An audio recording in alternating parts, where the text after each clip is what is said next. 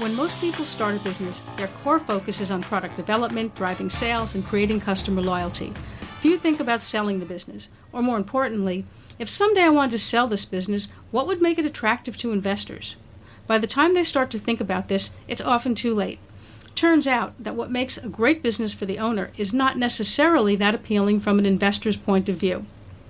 I'm Jane Singer, and welcome to A Seat at the Table. Each week, I sit down with leading executives, entrepreneurs, authors, and innovators who share their experience, expertise, and insights about the future of business. If you're looking to ensure that your business is saleable, if or when you want to sell it, then John Warrillow is your man. John started and exited 4 companies and is the author of bestseller, Built to Sell, Creating a Business That Can Thrive Without You, and host of Built to Sell Radio. He is also founder and CEO of the Value Builder System, a blueprint for companies that shows you exactly what you need to do to build a business that someone else would want to buy. John has helped countless business owners build more valuable companies. In this podcast, he shares critical insights that point out what to start doing now to build a company that's built to sell. Before we get started, if you're looking to develop knitwear collections that will stand out in the market, then Spin Expo is the place to go. It's the primary exhibition for yarns and knitwear. The fair is a rich resource featuring well-edited, high-quality collections as well as cutting-edge technical innovation. Not to mention outstanding trend information that cannot be found anywhere else. You can learn more at spinexpo.com. That's www.spinexpo.com. There's also a link in the show notes. Also, check out our website. You can find all of the previous episodes of A Seat at the Table, the show notes, news about our upcoming workshops, and lots of other useful information. You can find it at seat.fm. That's www.seat.fm. FM because it's a podcast. Now, let's get John's insights into what makes a company a must-buy for investors. I'm really thrilled to have you on the show, John, because like we were talking about before, I think that what you write about in your first book, I believe it was your first book, Built to Sell, is such an important point for people to think about nowadays, particularly in an environment where we're seeing businesses being started up and sold. And okay, most of my listeners might not be going for that $1 trillion IPO, but a lot of people are thinking about, selling, and many others might be thinking about acquiring. And when you're acquiring, you a lot of the points that you make are also valid. So in your book, Built to Sell, you point out that business owners need to start thinking about the selling process as early as possible so they can create a business that's saleable. Can you talk a little bit about what you think people should be doing?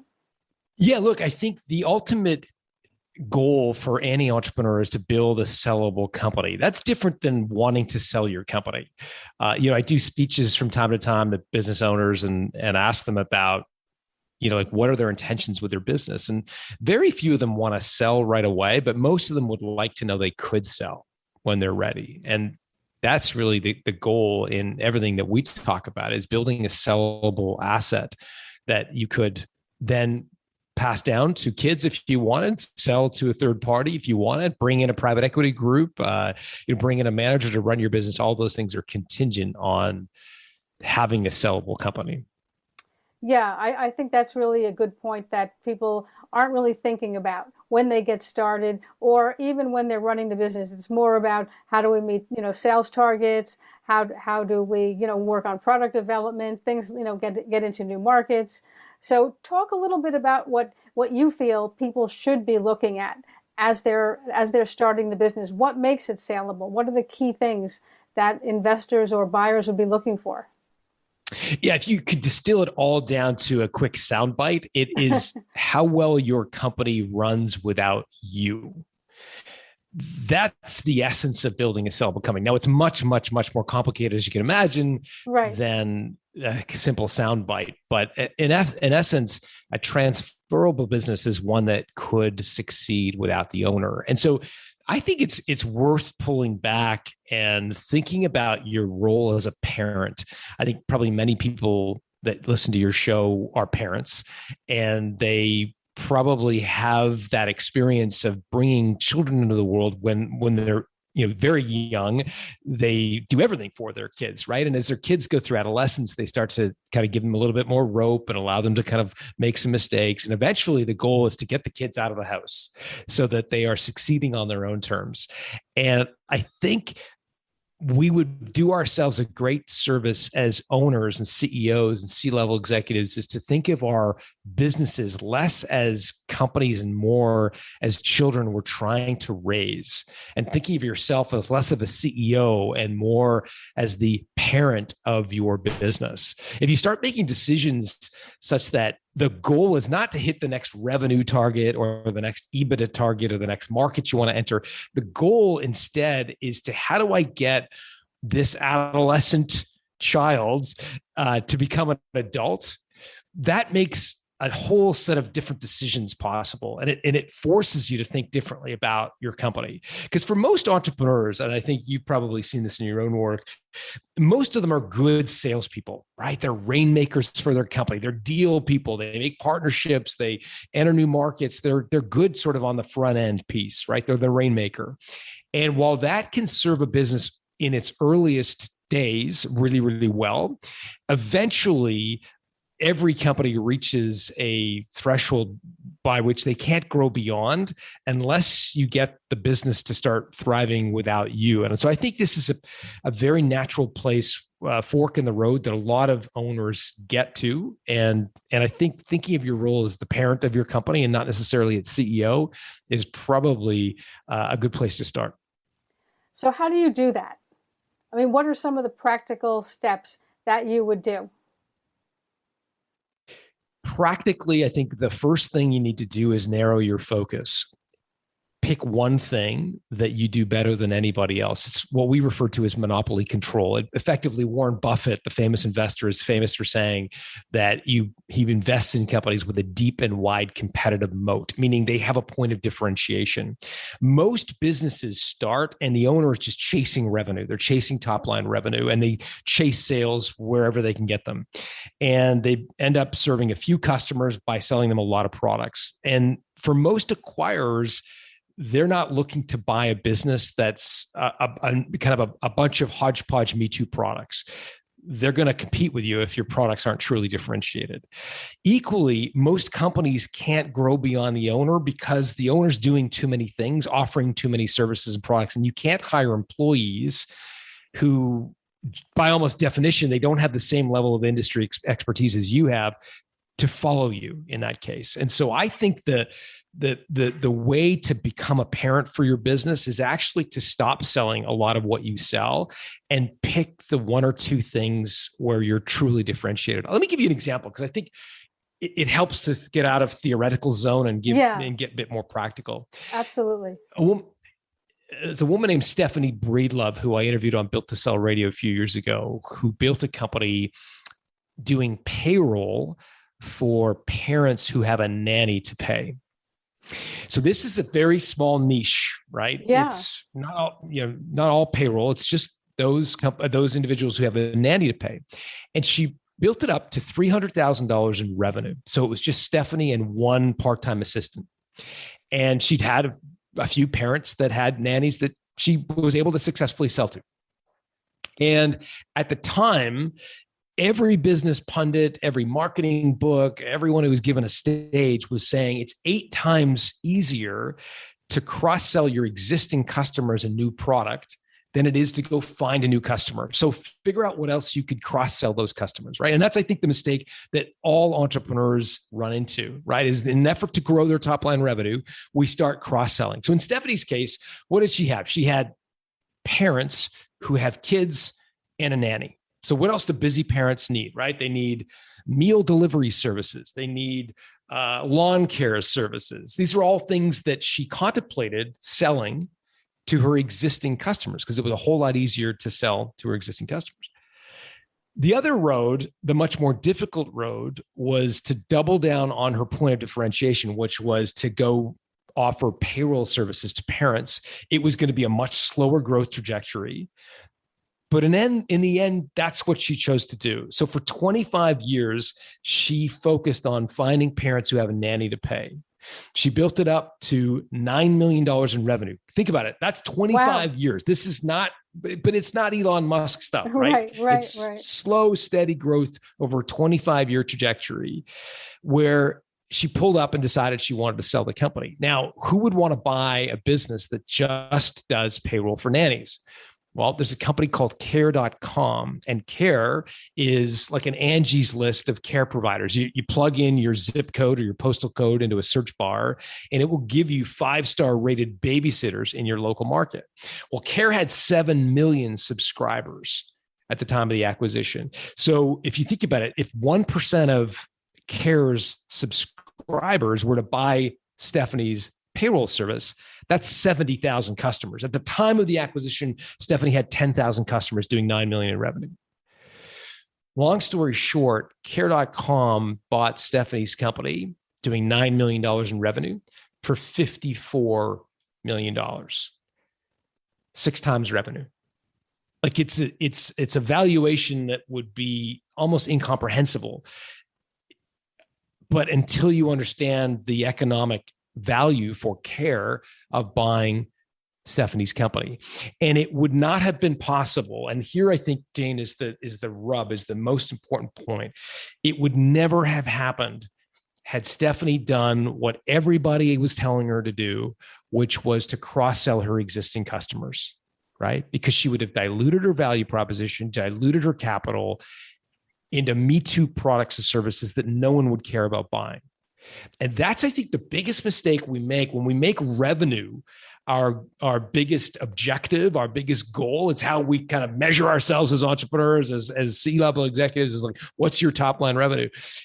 And if that's our goal, we will almost inevitably make bad decisions when it comes to the value of our company. That is such an incredible insight, John. And I think that it's relevant to anyone listening to this, because time and time again, that's exactly what we see happening in the market, whether it be a small startup or whether it be, a multi-million dollar publicly traded company. Exactly what we see. Everybody is going completely diversified, bringing in more products, more ranges, more SKUs, more everything, more markets. People are seeing, oh, this is selling over at my competitors. Let's do that too. Right. And I mean, you see that with very large, sophisticated companies, as well as you see that with small entrepreneurs. And you're absolutely right. People lose their value. They lose their identity in the market. We're going to take a quick break now, and then we'll be right back. We were hiring when we were making 50 to 100K monthly losses. And why? Welcome to episode 1. I can't think of a single founder who's been around for a decent amount of time in business who hasn't had their tunnel of year. This was that year. We're going to be okay, yeah, Sheree. Some are going to hear this and think, you TDP. But hear me out. You only have to do the math to understand that very soon we were $500,000 down.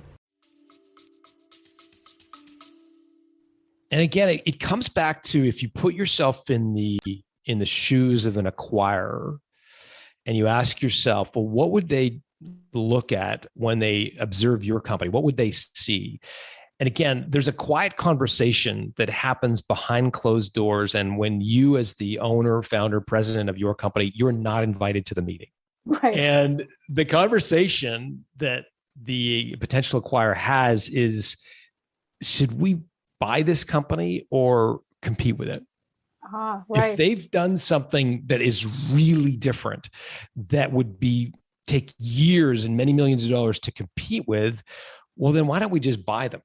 Right. But yes. What most acquirers see when they see a company is they see a hodgepodge of products and services, a whole collection of products and services, and any individual one is not terribly differentiated.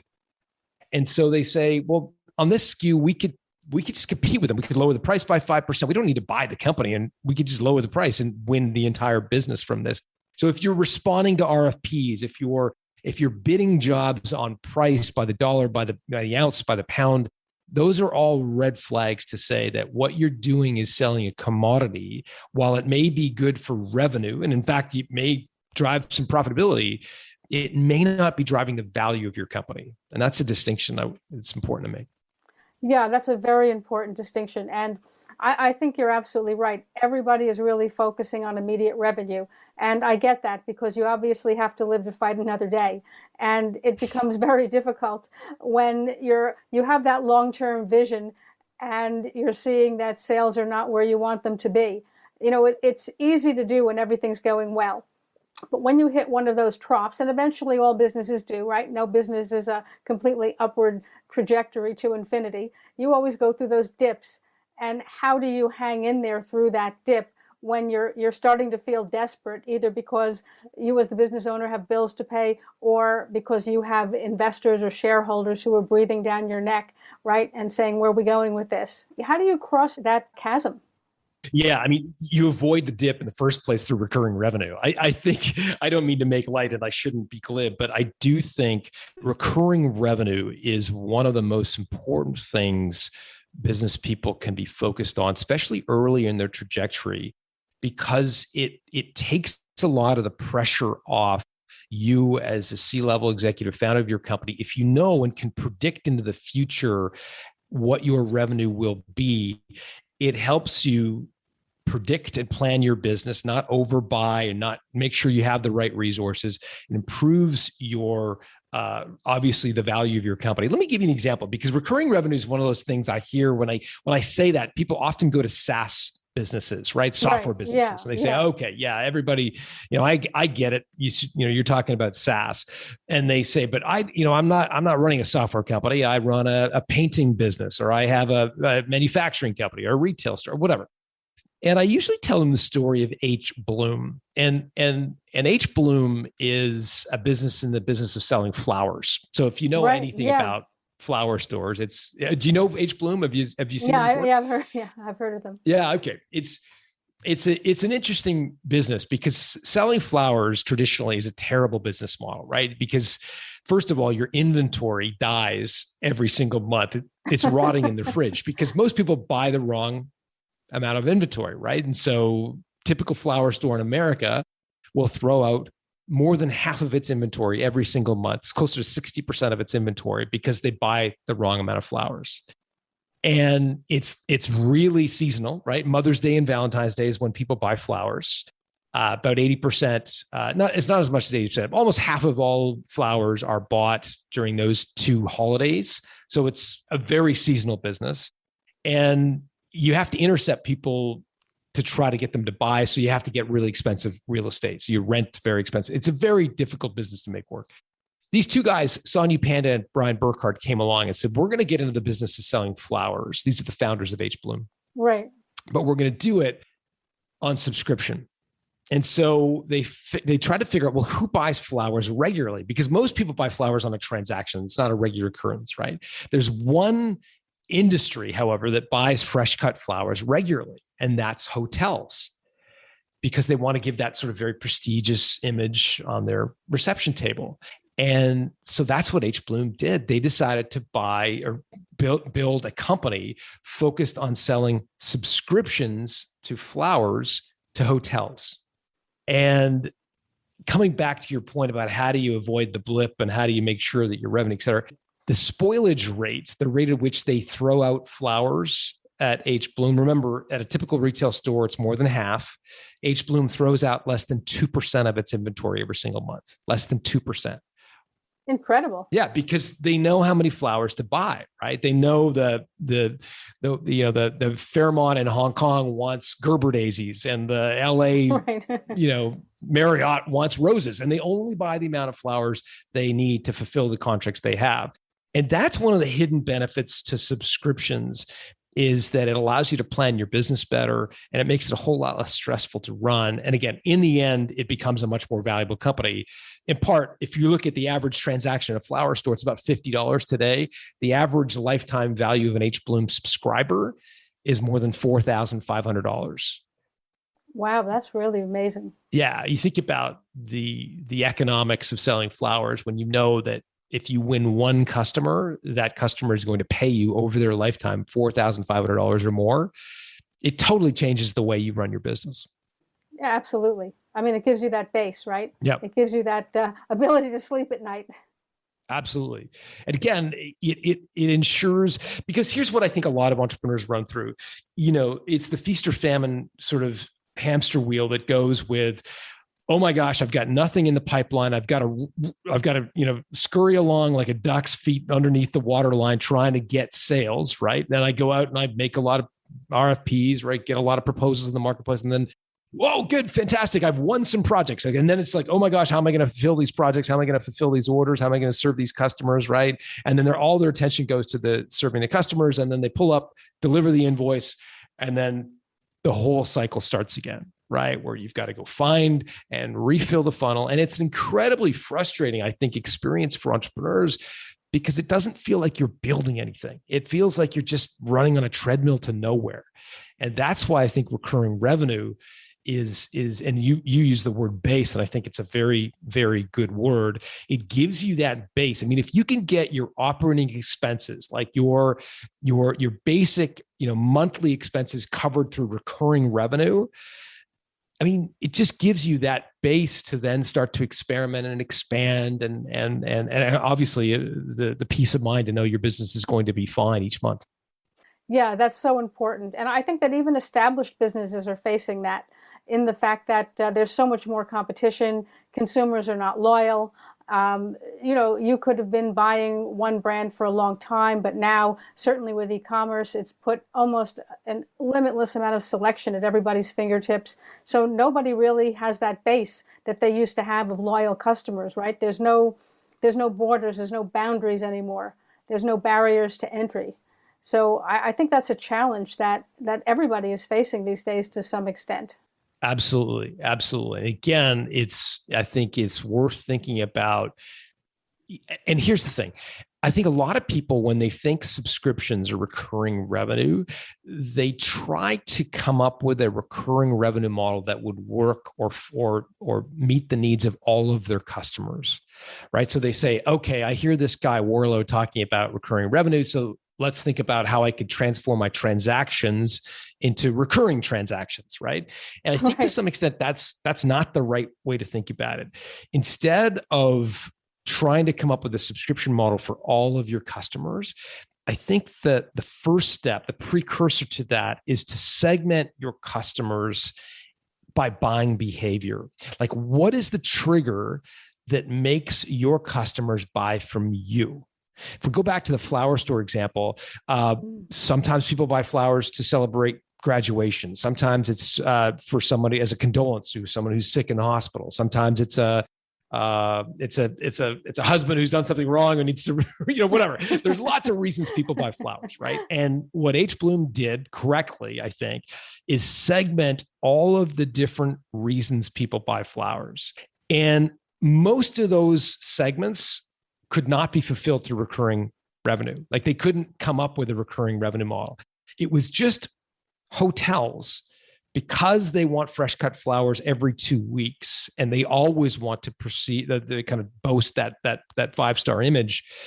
It was just the hotels that warranted a recurring model, and they built their business around that one segment. So again, if folks are listening to this saying, well, how would I transform my business? I think the first step is, instead of trying to think about your recurring revenue model, the first step is segmentation.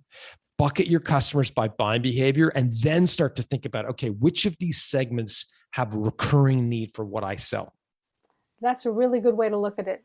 It's a challenge to do when it's a business that you're in, because oftentimes a lot of us are our nose is too close to the spokes, so to speak. And so it's sometimes it's easier to see it when it's someone else's business. In some cases, easier if it's your business and other people can't see others that clearly. But it's a difficult exercise. But you're right. It's very, very important to sort of be able to step back and look at it from that point of view. Yeah, it's one of the reasons I actually really love when entrepreneurs go through the process of selling their company. I don't think there's a better way to get an outsider's perspective on your business than going through an acquisition, because in many cases, it's the first time that owners will realize some of the things that the market doesn't value in what they do. And they can hire consultants, coaches, C-level managers, accountants, all kinds of different people. It's not until they go to sell their company does the reality of what drives acquirers sort of perspectives start to hit them in the face. I know it did for me. It's funny. I used to own a quantitative market research business years ago. This goes back, Jane, 20 years ago. And we had these wonderful clients. Bank of America was a client. Microsoft was a client. IBM was a client. These big brand name clients. And we had 5 or 6 million in revenue, profitable 20, 30% profit margins. So I thought this is going to be a really great, business. This is going to be worth a lot of money. And I went to see an M&A professional, a guy named Perry Miele in Toronto. And I said, Perry, like, what do you think it's worth? I was kind of rubbing my hands together, waiting, to hear the number. Right. And he said, well, before I give you a number, let me ask you a couple of questions. So I said, shoot. And he said, all right, well, you're in the research business. So who does the research? And I'm like, well, like it's Bank of America, it's IBM. I'm involved in some of these are big clients. So I got to be involved. So, all right. Well, who does the selling? And I'm like, well, again, it's these micro. I mean, I can't just send a sales guy. Like, I got to go. It's me who does some of the selling. Right. And he's like, okay, well, John, here's the thing. I can't sell your company. And I'm like, but did I mention that, it was Microsoft and IBM are our clients and we get 20% margin and, 5. And he's like, there's nothing to sell here. I'm like, what are you talking about? There's nothing to sell. And he says, like, your business is you. Right. And I'll never forget that cold shower, but ultimately I was, happy that he was that blunt with me. But he said that, like, until you can get this company to thrive without you, there's nothing to sell, no matter how good your client list is and how much revenue you have, no matter how much profit you have. So that kicked off for me a journey where we moved that business to subscription models. We hired salespeople. We got me out of doing the selling and the doing. And ultimately it was acquired years later by a New York Stock Exchange listed company. So it had a happy ending, but it was for me a very, down to earth moment where I was like, okay, I got some work to do. Yeah, I think that's a good point. And most people don't realize that. Like you said, you get very caught up in the day-to-day of survival and you're not really thinking about the fact that you're right. How do you sell a company when the company is you? Yeah. And well, you can't really, unless you want to succumb unless to you go with it. Yeah. Well, I was going to say, unless you want to succumb to an earnout. And that's a topic that is rich with stories of people that have really struggled. So an earnout, for folks who, I know a lot of your listeners will have heard that term, but effectively when you sell your company, you might get a payment up front, and then there may be a second or third payment that is contingent on you hitting goals in the future as a division of your acquiring company. And they can be like, torture for a lot of entrepreneurs, because entrepreneurs are, innovative, they're free-spirited. They got into business for themselves because they didn't want to go work for a big company in most cases. And to go work for a parent company for a while can really feel stifling. And it leads a lot of owners to leave before their earnout is up. Have you ever had Rod Drury on the show? Rod Drury founded Xero. No, I'd love to talk to him. Yeah, he's a great entrepreneur. I mean, he founded Xero, which became a unicorn $1 billion company. But I interviewed Rod on Built to Sell Radio, and I asked him about his exit from a company called Aftermail, which was the company that he started and sold that gave him the money to start Xero, the accounting platform. And he said, well, Aftermail was a great, cool company. He built it up. This was to basically archive email for the purposes of legal disputes and so forth. And he sold to very large Fortune 500 companies. And so he built it up, got 2 initial customers to pay him $1 million a year for this software. So these are massive Fortune 500 companies. So he had $2 million in revenue. What would most entrepreneurs do at that point with Fortune 500 companies, enterprise companies, your target? Most would then go sell to the 498 companies. But Rod didn't, to his credit. He's like, no, I'm going to sell this company. because we've got proof of concept and I don't have relationships with the other 498. So he went to Quest Software, which was doing business with all the Fortune 500. And he said, hey, why don't you buy this product? All your customers need it. And they gave him an offer of $35 million for a $2 million company. Like, again, sort of crazy numbers. But when I got underneath the covers of the offer and started to unpack it with him on the show, he revealed that, in fact, $20 million of the 35 was in an earnout where he had to hit certain sales goals in the future as a division of Quest Software.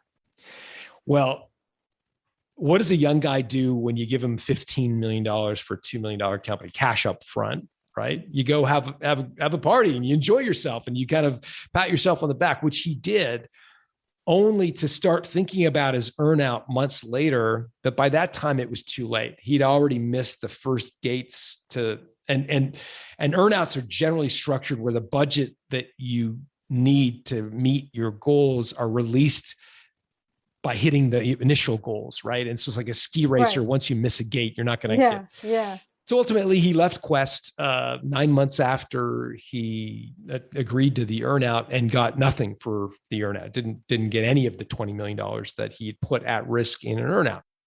Again, Rod's gone on to have tremendous success since then, so it didn't affect him, but it does sort of remind me of the risks associated with an earnout and the stories that I've heard about how problematic they can be for a lot of entrepreneurs. Yeah, I've heard the same thing. And you're right, it's not the ideal way. If you want to sell, you sell. Essentially, you're looking then to establish a business that can be sold in full at the time of sale. You're absolutely right. And I think one of the things we have not spoken about yet that is a prerequisite for that is documenting your standard operating procedures. SOPs or standard operating procedures is like your way of doing things in your company. It's the way you want things done in your company. And again, if we go back to the very beginning of our conversation, Jane, it was like, you've got to find a way to make your business work without you personally doing the work. And again, one of the ways to do that is through these things called standard operating procedures, which are instructions effectively for your employees to do and serve customers the way you want them served. I'm reminded of an interview I did on Built to Sell Radio with a woman named Jody Cook. It was only a couple months ago. Jody Cook, a wonderful entrepreneur from the UK. She started a social media agency. So if you wanted Instagram, she would do the videos and the posts, et cetera. And she built this company up and to 12 or 14 employees, and she wanted to sell it. And she got an offer, but it was with an earnout. I think it was 30 or 40%, if memory serves, that was at risk in an earnout. And Jody's like, I'm not interested in an earnout. I'm not going to do it. I want to sell out. And so instead of taking the deal, she invested time to writing up her standard operating procedures. She documented like everything about her company, how she wanted employees to be treated, how she wanted customers to be treated, et cetera. And it was part of the process she went through to get her business ready to sell. Years later, she went on and sold the company, and she got on the high end of the multiple range that people get for marketing services business. And she left 2 weeks after selling the company. No earnout. It's a good point, because I think that other than very large corporations, most companies tend to, I don't want to say fly by the seat of their pants, but things are done more on the fly. I think it's a balance between, people criticize big companies for being too structured, right? And they say you have to be agile, you have to be responsive. But at the same time, you also, as you point out, you really do need that structure. Absolutely. Absolutely. I mean, it's again, the difference between a lifestyle business, an owner operated company where they're the kind of hub. At Value Builder, we call it like kind of hub and spoke manager. And that term comes from a focus group I moderated. Oh gosh, it must be 25 years ago now. I was in my market research company where I was doing it for a wireless provider. And the wireless provider wanted me to ask the group of 8 business owners in the room to draw a picture of their role in the company, right? Because they were trying to sell mobile phones to these people. And this one guy drew a picture of a wheel. Like most of the people drew like the classic Christmas tree org chart, right? And Right. he drew a picture of a wheel, and I was fascinated by this. I was like, tell me about this. And he's like, well, it's very simple. I'm the hub in the wheel, and my employees are spokes. My customers are the spokes. My suppliers are the spokes. And so everything just comes into the hub. Like a customer needs a discount, they get it from me. I approve it. If an employee wants a vacation day, I approve that, right? A supplier wants to sell us something new, I approve that. And it's very efficient. And he was almost proud of this management style, right? And in reality, that management style can be incredibly efficient. Just ask the airlines, right?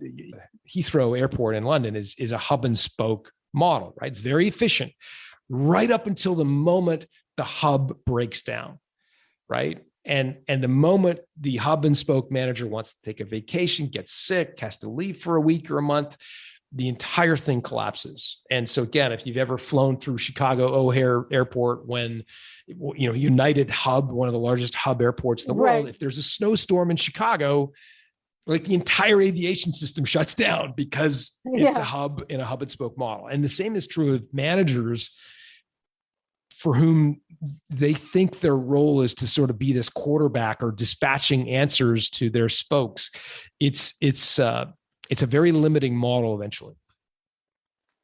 So are you suggesting that it's better off trying to create a system where you empower people as much as possible at each level? Yeah, I personally, I'm not a huge fan of the word empowerment because I think it can lead people to believe that you are giving them free rein to do whatever you want. I think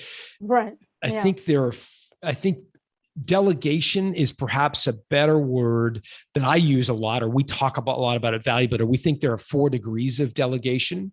And oftentimes I think the entrepreneur knows they need to get others doing the work, and they kind of just delegate without really thinking about what they're asking for. And so again, we think of these kind of 4 levels of delegation. The first is delegating a process for someone to follow, right? So I want you to do it this way, and I'm going to give you a standard operating procedure, and you follow my instructions. That's the first level of delegation, and that's virtually no autonomy for the employee. They're not given opinions. They're not empowered to do the right thing. They're empowered effectively to follow your instructions. That's degree level 1.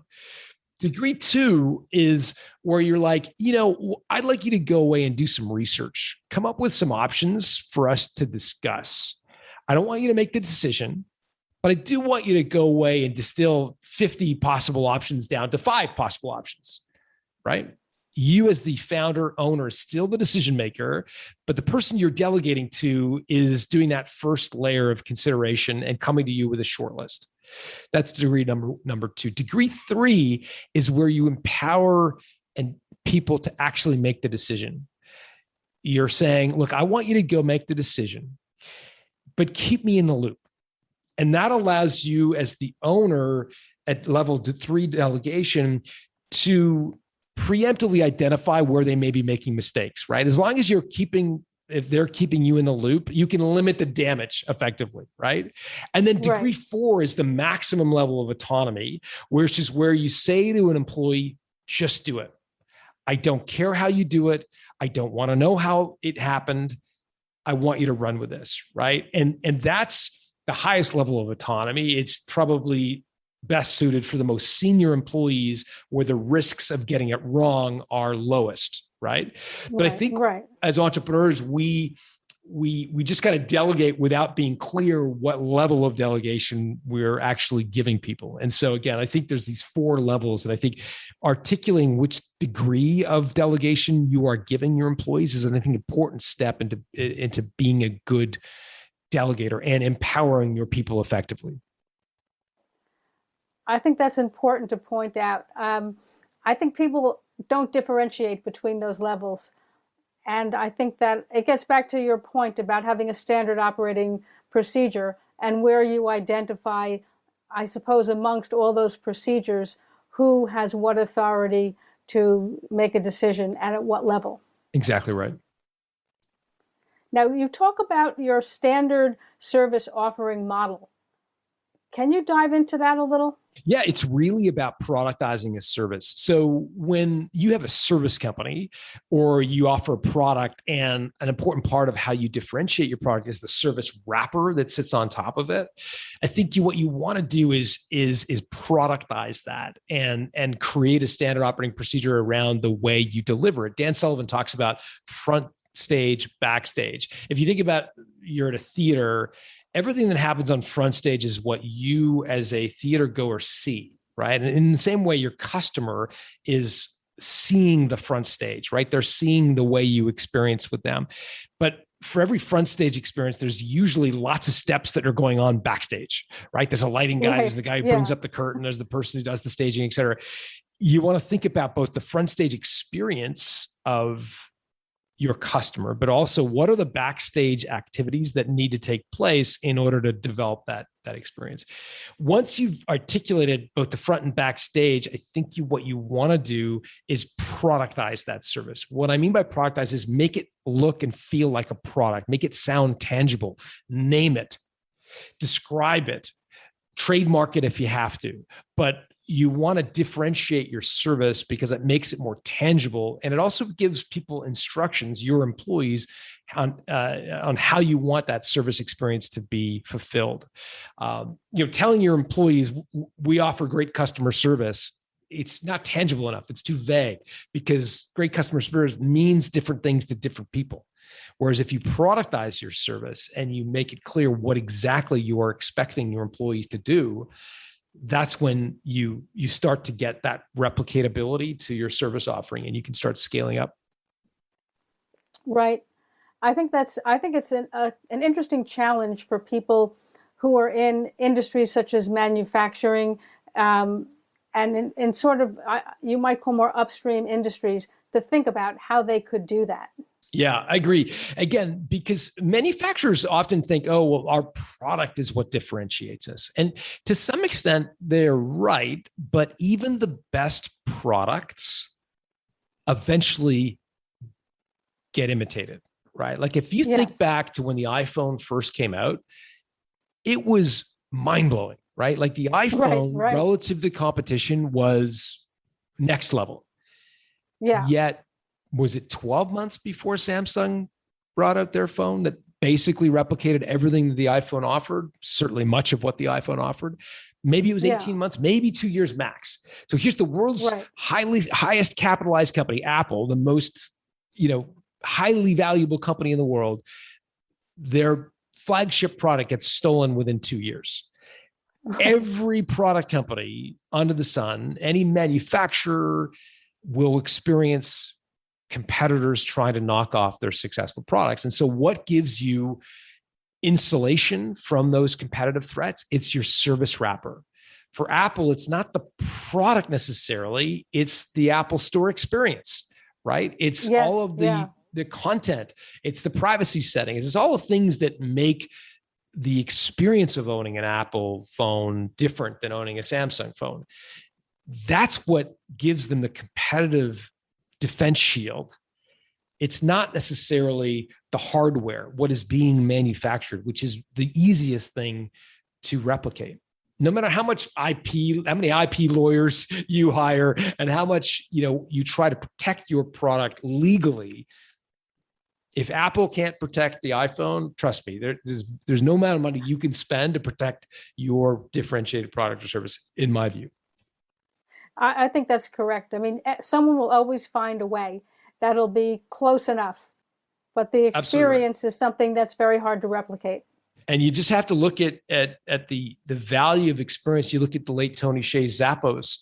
I mean, Zappos was selling running shoes and casual shoes. I mean, you could buy a set of Nikes, Asics, New Balance at the local running shop, at a department store, at any number of online stores, or you could go to Zappos. Now, why do people go to Zappos? Well, it's the service wrapper around which they sold those shoes. So Tony said, if you want to return them, we'll pay for you to return them to us. If you want to sit on the phone with our customer service people, we don't bonus them on how quickly they get off the phone with you. In fact, we do the opposite. We tell them to spend as much time as they want. It was all of the things that he did to codify, to hardwire his service wrapper that made Zappos worth $1 billion to Amazon when they bought it. It wasn't the fact that they sold running shoes. Oh, absolutely. And that's really, it sounds simple when you talk about it, but to be able to create an experience like that, that really touches that customer, and to be able to maintain it on a day-to-day basis is really, really tough. The maintenance piece, I think, Jane, is where it's the productization. So instead of just saying, well, again, we take care of our customers, which is this vague kind of statement. Right. He did something very tangible and said, we are going to do a 2-way shipping guarantee. Not only are we going to ship it free to the customer, but if they don't like their shoes, we will pay to have them ship it back. That's a tangible offering, which is productized, right? They had the 365-day guarantee. Says what it does on a tin. You can return your shoes up to 365 days after you buy them. But what if doesn't matter? Those are just very tangible ways they commercialize their service, if that makes sense. Yeah, it makes a lot of sense. And it obviously was very successful. So there's proof of concept in that. And the fact that very few people do it also proves that it did build a moat around what Zappos did. Absolutely. So when you're looking at companies, are there certain things that you see that many people get wrong? I mean, are there certain things that you just say, oh my gosh, everyone seems to miss this point or gets this wrong? I think it's this notion that most business owners chase revenue, and that leads them to cross-sell their existing customers products that they're really not differentiated offering. And that's really, I mean, think about, we've all just come through this experience where the cable television operators had us held hostage, right? In order to buy, television services, you had to buy 200 channels, of which you really never looked at 197 of them, right? But the three channels you want, they came, and and the only way as consumers we're willing to do that is if we feel totally held hostage. So the moment Netflix comes around and says, all right, you don't need cable, we're going to give you all this programming. And then ESPN follows, and then Disney follows. And all of this content is now available a la carte, not in some bundle, but really discreetly. I just want that product. I just want ESPN.com or just Disney.com. That's what acquirers want. They want to buy what they want and not what they don't want. And again, if you have a bunch of ancillary services that aren't really unique, don't differentiate, you're not differentiated offering, it really dilutes the attractiveness of your company to an acquirer. It's interesting because we've seen that happen at the consumer level, right? Mm-hmm. In a sense, iTunes unbundled record albums. Exactly. Whereas before you had to buy an entire album and maybe only like 2 songs. Yeah. Whereas now you can cherry pick and you can purchase just those songs that you like. And we're seeing, right, that's happened for, I don't know how many years, maybe 2 decades by now. Yep. Absolutely right. Absolutely right. So, and again, acquirers think exactly the same way as we do as consumers. They want piece that they want. And so I think that the earlier we can realize what an acquirer will value in our company, the better decisions we're going to make as we build it. Yeah, I think that's a very good point. Now, in addition to having written several best-selling books, tell me a little bit about what your value builder system is. Yeah, it's practice management software for business advisors who help owners think through the value of their company. So we license that to business coaches, consultants, M&A professionals, business brokers, and they use the value builder system as a way to position their firms as a value building firm. We provide content and a whole suite of tools that advisors use to talk to their clients about the value of their company.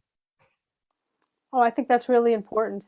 I think that, that kind of a tool, if you implement it right from the get-go, can, like you said, really highlight areas that you need to focus on and areas where you're putting time and money into things that actually don't add value. Yeah. And I think, the reason that we distribute Value Builder in partnership with professional advisors is because, for a lot of owners, they have a trusted advisor already. They deeply trust a consultant, a coach, an accountant, or whatever. And so we license the system to those individuals where the trust already exists between the owner and their professional service provider. And this is just a new tool they use to think strategic, help the owner think strategically about the value of their company. And that brings me to a final question, and that is, what should a person or a company that's looking to sell the business look for in a potential broker or agent or advisor? Great question. First of all, I think having an outside advisor, a third party, is critical. You wouldn't sell your home. Most of us wouldn't sell a home without an agent. And I think it's a really critical thing to do and a really important thing to do. I think it's one of those areas where having a personal recommendation is helpful. So if you're able to find an owner who's worked with an M&A professional or broker before, I think that's super helpful. I think there's some benefit in working with a broker or M&A professional who has some industry experience. I would only say there's a slight caveat to that, in that if you're in an industry where there are only one or two major buyers, be wary of a broker who works in that industry vertical, because if that broker makes their entire living selling companies to one or two buyers, they're not going to be willing to jeopardize that relationship to push for you to get a high valuation at the risk of losing that relationship with that buyer. And so again, I would say industry experience is important, provided the landscape of buyers is relatively diversified. Again, if it's one or two companies that buy 90% of the businesses, that's not it probably isn't going to serve you well to use a specific broker in that case. Yeah, that makes a lot of sense. Well, John, thank you so much. I mean, I have learned a tremendous amount just talking to you on this podcast, and certainly there's a huge amount to unpack in your books. I hope people will take the opportunity to buy the books.